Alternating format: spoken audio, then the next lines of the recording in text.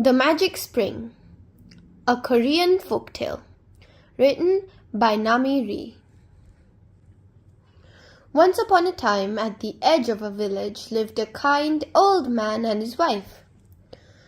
Though the man was so old that his beard was white as snow and his back was bent like an arch, he went every day to cut wood in the forest, for he had no child to help him. And every day the old woman sewed for hours, alone in the house, for she had no child by her side. Their neighbor was a greedy old man who was so wealthy he could hire servants to do his bidding.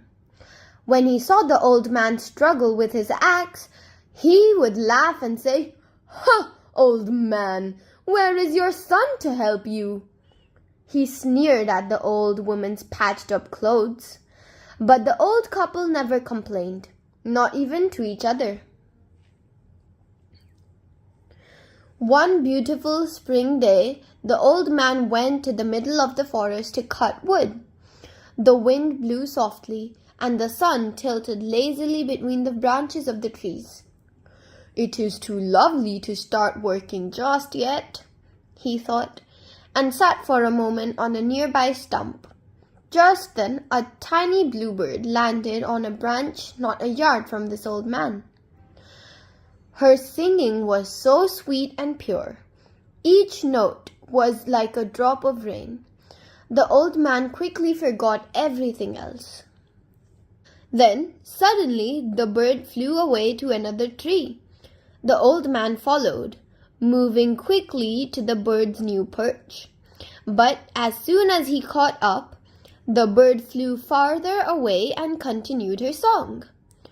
Once again the old man followed the bird, through the woods, over the stream, and up one side of the mountain and down another. And the old man kept following, drawn by the silver lure of the notes. Finally, with a flash of blue wing against a broad expanse of green, the bird flew into a valley. Landing on a broad, flat rock, she cocked her head at the old man and continued to sing. With a few more steps, huffing and puffing, the old man caught up. As he caught his breath, the old man noticed a small spring flowing between the rocks.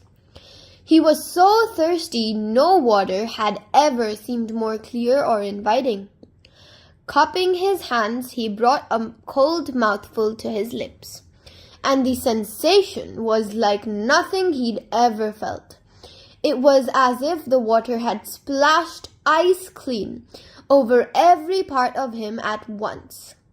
He lay down on the grass, and even his long bent back seemed to relax and uncurl as he fell into a deep sleep.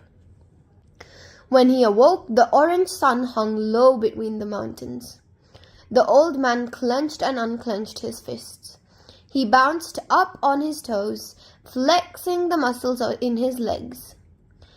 Never had he felt so calm and yet full of energy. Bounding off like a young gazelle, he ran all the way back to the forest and finished his entire day's work. But when he walked through the door to his house that evening, the old man's wife stared at him open-mouthed. "Oh my goodness, what has happened to you?" she cried. "What? What's wrong?" asked the old man. The old woman took her husband's fingers and pressed them against the smooth, firm skin of his face. Then the old man's jaw dropped, and he realized what had happened. He had become young again. Shaking with excitement, he told his wife all about the bluebird song and the magic spring. They both cried tears of joy. In the morning, the man led his wife back to the valley and showed her the spring. After one quick drink, she too became strong and limber again. Then the handsome young couple returned home together, full of plans for the future.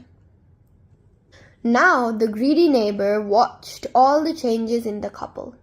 One day he approached them as they worked in their garden. "Good fortune seems to shine upon you, my friend," said the neighbor with a forced smile. "Yes, it does," said the husband. "If only we had a child to share it with." Yes, the old man said, cutting him off. "But how did you get to be so young and strong?" The young man told him the secret of the spring and happily pointed the way. "All you need is one sip," said the husband. But the greedy old neighbor was already off, eager to get to the spring. Sure enough, he soon came to the valley and found the spring bubbling between the rocks. He fell to his knees, scooping water up to his face with both hands, gulping and slurping until he drunk right down to the bottom of the spring. Then, his full belly sloshing with every step, he found a spot in the shade and fell into a deep, deep sleep. That evening, as the hour grew late and their neighbor had not returned to the village, the husband and wife grew concerned. Together they went out searching for him, and as they neared the valley, they heard a loud cry. They quickened their step and found, wrapped in the cloak of the greedy old neighbor, a tiny baby, kicking its legs helplessly. The wife picked the baby up and held him against her shoulder. Right then his crying stopped. So the husband and wife took the baby home. They raised him with love, and they all lived happily ever after.